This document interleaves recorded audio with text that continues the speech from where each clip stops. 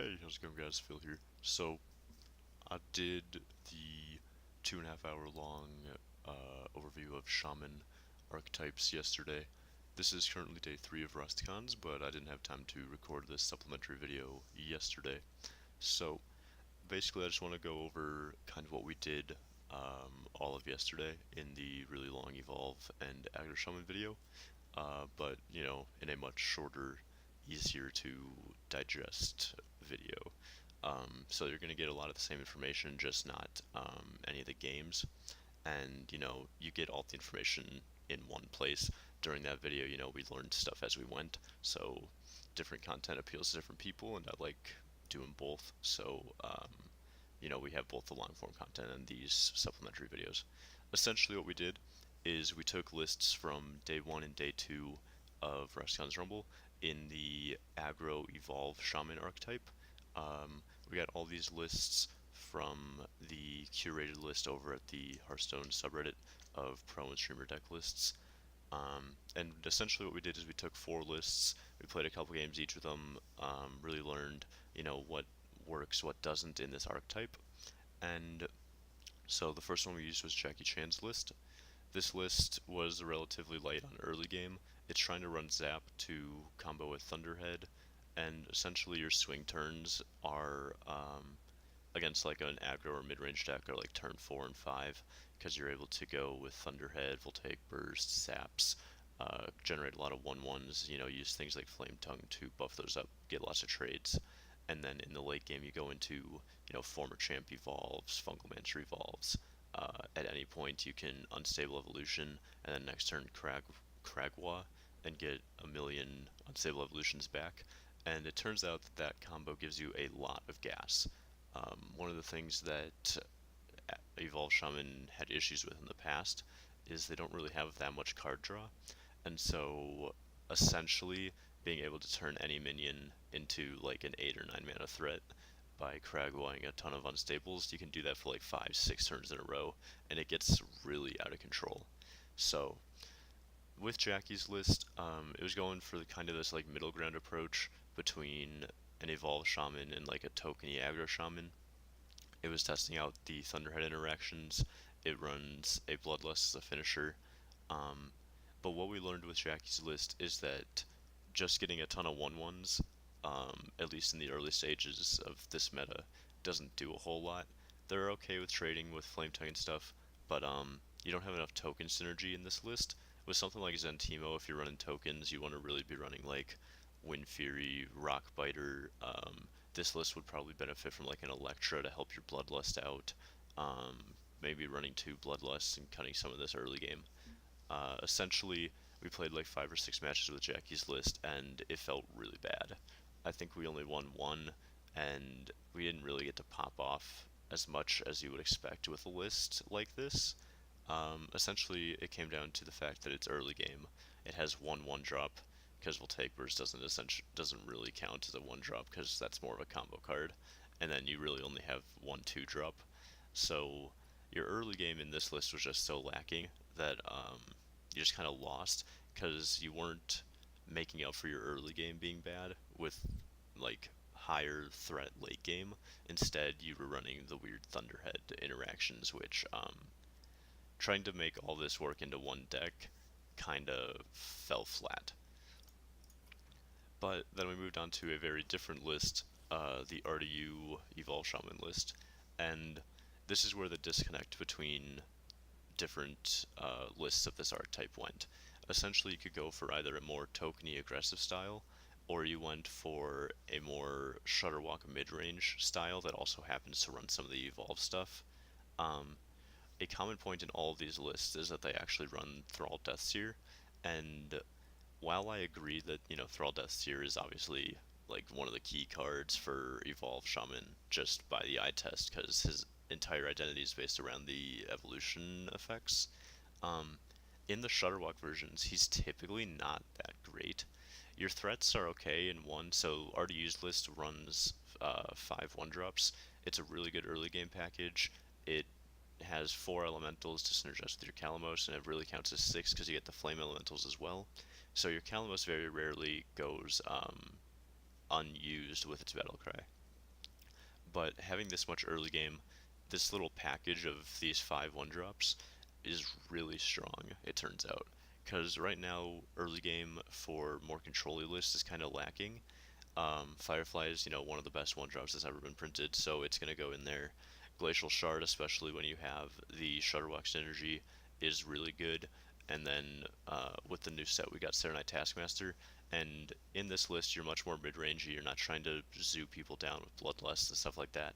So giving away the taunt is okay when it dies, because it doesn't really come into effect that often. Um, when we were playing with RDU's list, we cut one Tar Creeper for a Bog Slosher because we were trying to go a little bit harder on the Shutterwalk synergy. So we had a really good match that actually was highlighted separately in a separate video from the 2.5 hour long one, which used this slightly changed RDU list. And putting in this Bog Slosher or putting in a Zola, I prefer, testing out this new card. Um, it gives your Shutterwalk a chance to go infinite so that every turn you can play one, and you get a lot out of that infinite gas because you're going to have Serenite Battlecries going off, you have Fungalmancer Battlecries going off, you have Former Champ Battlecries going off, so you get a board just full of like pretty mid-sized threats, um, which also freeze some things, give your deck +1/+1 if that matters, destroys any weapons, so you get some really nice stuff out of it. Um, this was the list out of all the ones that we tested that I felt like had the best direction. But with this disconnect between the lists, where some were trying to go more tokeny aggro and some were trying to go with this more Shutterwalk finish, um, I've actually decided to split this archetype into 2 separate ones. So essentially, once we go through the last 2 lists that we originated with, the 2 lists that I created, one is more token aggro based, and it fully commits to that more so than the evolution effects. And then we have a mid-range evolutionary Shutterwalk kind of mid-range shaman deck, which is more reminiscent of the Boomsday version of this list. Which I'm not sure. It's the first couple days of the meta, so nothing is really settled yet. But that kind of list seems much stronger than trying all this overload synergy with Thunderheads. Going into Dog's list, this I found to basically just be an improved version of Jackie Chan's list. It uses a lot of the same elements. It has very little early game, but then it tries to supplement that later on with, Thunderhead, Voltaic Burst, Lightning Bolt, Zaps. And then you can actually benefit from your 1/1s more so than in Jackie's list, because you of course have Flame Tongue to push damage or trades. You still have Bloodlust for a finisher. But you also have Cult Master, which helps you get a ton of card draw, which these Aggro Shaman lists are typically lacking, as well as you have the Stormbringer, so in the late game you can just turn your 1/1s into legendaries. Um, Out of the more aggressive builds of this list that I played, Dogs felt the best. It turns out that in an aggressive Shaman, Lickum is actually incredibly powerful as long as you have the overload cards to support it. So a lot of power plays came from Lickum Lightning Bolt or like Lickum Voltaic Burst with a Flame Tongue Totem out and a Cult Master and doing tons of trades and all that. That's actually incredibly strong. This list also runs Electra, so Electra is good with double Bloodlust finishers, and then it also can be useful, especially if you have Zentimo out, because you can go Zentimo, Electra, Lightning Bolt, and then deal 6 to 3 different minions, and then you overload yourself for a ton, but that's a pretty sick clear. So Dogs for the more aggressive version was the starting list that felt the best to me. It also, attacks in Hex because Zentimo Hex is incredibly powerful. Um, but I think that you probably want to try and find a way to get double Bloodlust in here. But yeah, for the more aggressive list, this was the one that felt the best. And then the last list that we looked at was Board Controls. And so Board Control had a very, very different list than most of the streamers. He relied upon the Corpse Taker package in the mid game to, get him through the early game that he kind of lacked. This replaces the Corpse Taker and Alakir package, along with Ziliax. Gives you really strong 4/4s with Taunt, Lifesteal, Divine Shield, and Wind Fury. And then that is able to help you, regain the tempo and the life that you lost if you're against an aggressive deck, as well as giving you an early option to get a lot of damage in against a control deck. So I think that in the more aggressive versions, if you don't want to go for the Thunderhead Overload package, Corpse Taker is still old reliable. In the end of Boomsday meta, it was like really staple in a lot of decks. It was kind of like the up and coming like new aggressive card. It came back with even Shaman and even Paladin, and it's still good, not in those archetypes. It's good all around. So this list was really cool. This was the only run to run Feral Spirit.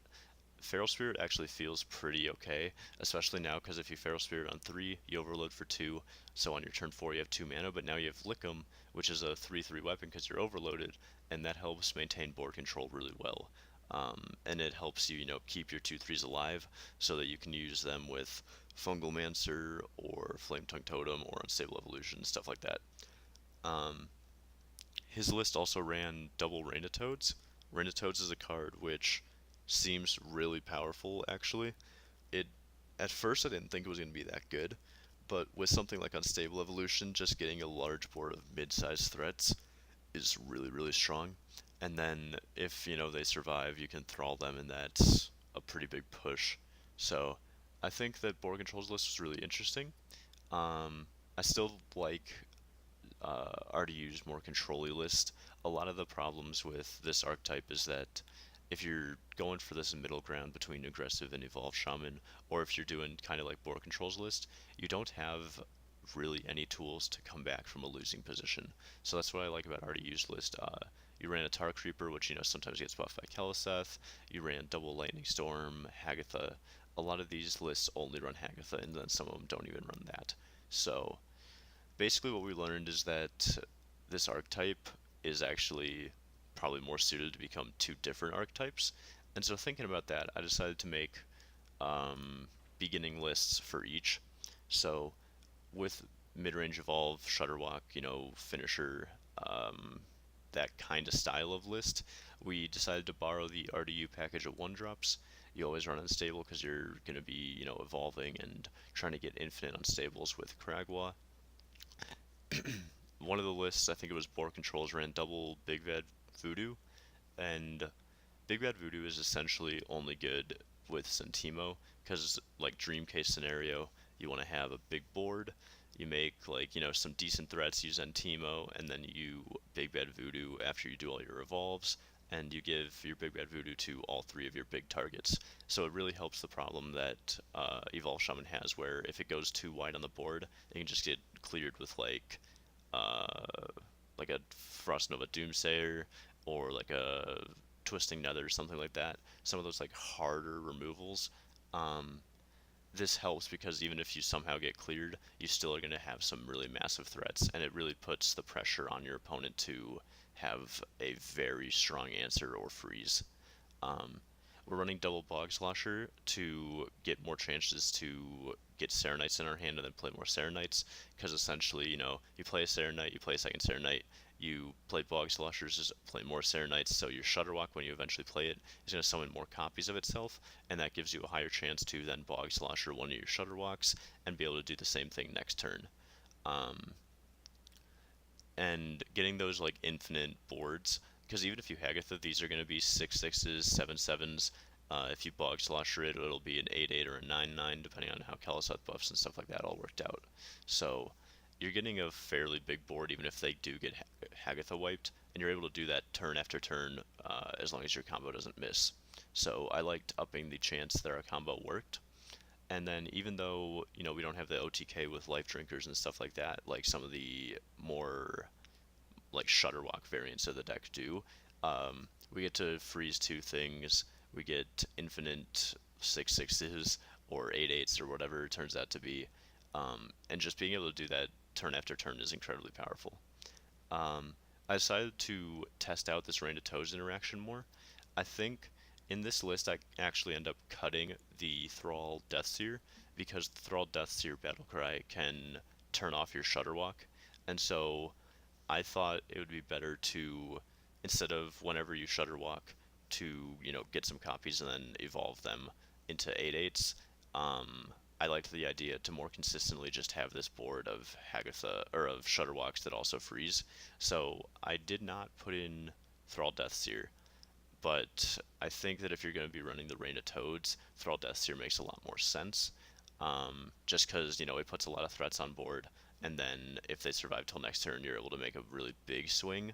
Um, but I think Rain of Toads by itself is just going to be strong enough because it's really good setup for Unstable or Big Bad Voodoo with Sentimo. It already works well with your Flame Tongues, and it's a pretty good proactive defensive play because there's a lot of Disco Zoo and like aggressive paladins running around still, so it seems pretty good. But essentially, the way that you win is you get like a quarter of creeper to 0, you unstable it a bunch, you get more unstables with Krag'Wa, you have some good control tools, you actually have AoE removal as well as AoE in Hagatha, and then you just win the game with Shudderwalk, even though it doesn't deal direct damage.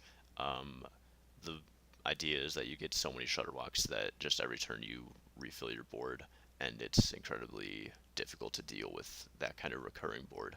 So I really like how this looks. Things that you could change, you could take out like the Rain of Toads package. You could put in like Thrall Deathseer. Um, you could throw in some like a life drinker somewhere. Like maybe if you go like Rain of Toads as a one of, and then just throw in a life drinker just for the for the extra healing, and so that your Shudderwalk can slowly kill over time. That might be worthwhile. Um, but in the early days of the meta, I think that testing out the new cards and some of those interactions is more interesting, and it could be, it could turn out to just be better than we thought. So I like testing out the Rain of Toads, and that's that list. And then going in more the direction of like the Thunderhead Overload style lists, I made this Aggro Shaman list. And so I went really hard on the Overload synergy. I liked the idea that we had Feral Spirit if we're running Lickum, so I ran one Feral Spirit. We went in with the Unbound Elementals, because you have Thunderhead, and then you have Lightning Bolt, Voltaic Burst, and Feral Spirit, which, generate Overload. That's probably, around the right amount of Overload spells that you want.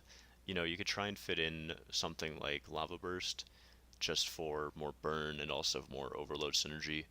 Um, but I think that this was a good start to the list. You have double Bloodlust to take advantage of your early game aggression. You have the RDU set of 1-drops, um, as well as you're going to be creating tokens with Feral Spirit and Voltaic Burst and Thunderhead. And then you run the Corpse Taker package with Ziliax and Alakir, just because Corpse Taker on 4 into something like Flame Tongue is really, really powerful, or something like Fungal Mancer. So I don't have as much to say about the aggressive shaman list. I think that it's definitely less refined than my Evolve shaman list, simply because aggro shaman for a while hasn't really existed in the meta, and so no one has that much experience with it. But I think with the addition of Lickum, and maybe this Thunderhead synergy ends up being good, Unbound Elemental could become a real threat in these sort of decks. So if you're looking for something a little bit more aggressive and trying to get under a lot of the control decks that are going around, this might be something to look at.